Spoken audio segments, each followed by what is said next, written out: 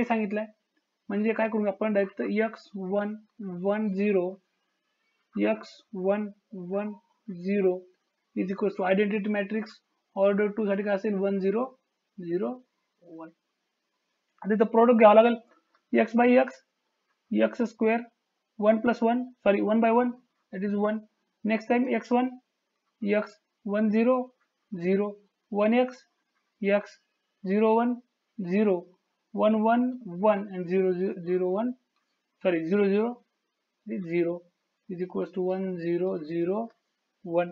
Compare केलं तर हा काय आता x स्क्वेअर पहिले कॅल्क्युलेशन करून घेऊ. x plus 0 x x plus 0 x 1 plus 0 is 1 is equals to 1 0 0. आता ज्या अर्थी या दोन मॅट्रिक्स मध्ये इक्वलचं साइन आहे त्या अर्थी काय असतील एलिमेंट सेम असतील.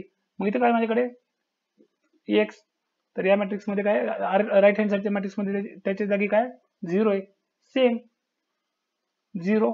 आता जर मी x स्क्वेअर प्लस 1 पहिल्या एलिमेंट साठी फर्स्ट कॉलमच्या फर्स्ट एलिमेंट दोन्हीचे चेक केले तर x square plus 1 is equals to 1 म्हणजे x स्क्वेअर इज इक्वल्स काय भेटतोय 0 म्हणजे x इज इक्वल्स मला मिळणार आहे 0. म्हणजे याचा अर्थ माझे आन्सर काय ऑप्शन नंबर